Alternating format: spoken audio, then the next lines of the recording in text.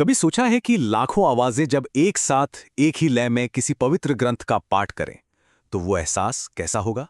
कोलकाता में कुछ ऐसा ही हुआ। एक ऐसा आयोजन जहां इतिहास और आस्था का एक जबरदस्त संगम देखने को मिला। हाँ, 5 लाख से भी ज्यादा। ये कोई मामूली आंकड़ा नहीं है। जरा सोच कर देखिए, 5 लाख से ज्यादा गले एक साथ एक ही स्वर में गूंज रहे हों। ये कोई शहर नहीं था, ये तो आस्था का एक पूरा का पूरा समंदर था। और इन सभी आवाजों ने मिलकर किया श्रीमद् भगवद गीता का पाठ।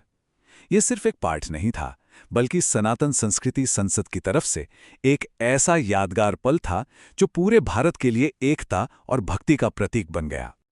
तो चलिए देखते हैं कि ये विशाल जनसागर आखिर था कहाँ और दिख कैसा रहा था। जगह थी कोलकाता का वो ऐतिहासिक ब्रिगेड परेड ग्राउंड।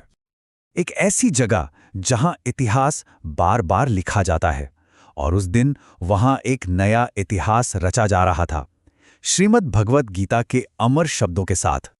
लेकिन बात सिर्फ इस भीड़ की नहीं थी।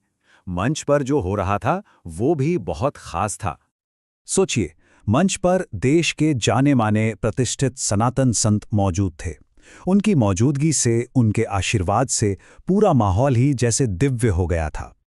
ये असल में धार्मिक, सांस्कृतिक और आध्यात्मिक एकता का एक अनोखा संगम था। यहाँ हर भक्त तक कर्म योग का संदेश पहुंचाया जा रहा था।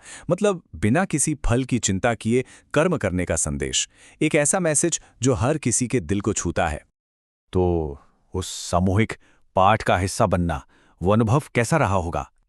जरा उस एक पल की कल्पना कीजिए जब लाखों लाखों कंठों से एक साथ ओम श्री कृष्णाय नमः की ध्वनि गूंजी होगी। ऐसा लगा होगा मानो खुद धर्म को एक नई शक्ति मिल गई हो। और बस इसीलिए इसे सिर्फ एक कार्यक्रम कहना बिल्कुल सही नहीं होगा।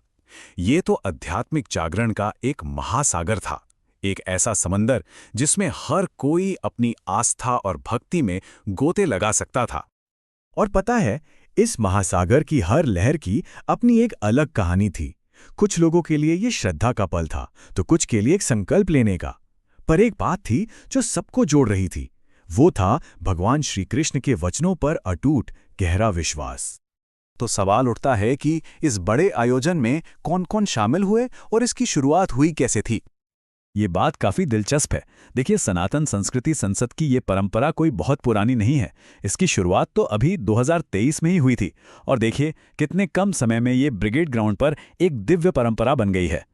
इस कार्यक्रम का महत्व इस बात से भी समझा जा सकता है कि इसमें पश्चिम बंगाल के राज्यपाल सीवी आनंद बोस तो थे ही, साथ ही कई और सामाजिक और राजनीतिक प्रतिनिधि भी शामिल हुए। तो आखिर में इस पूरे आयोजन का, इन लाखों आवाजों का असली संदेश क्या था? कोलकाता से गूंजती गीता की वो ध्वनि एक बहुत ही साफ संदेश दे रही थी कि सनातन संस्कृति सदियों से अमर है और आने वाली सदियों तक अमर रहेगी। मंच से एक बहुत ही शक्तिशाली संदेश गूंजा जो शायद इस पूरे आयोजन का सार था।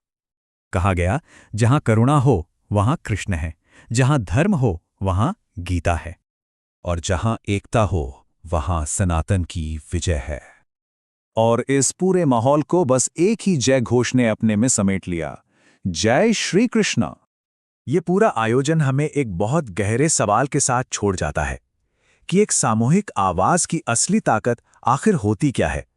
और जब लाखों लोग एक ही विश्वास के साथ एक सुर में बोलते हैं, तो क्या उस शक्ति की कोई सीमा हो सकती है?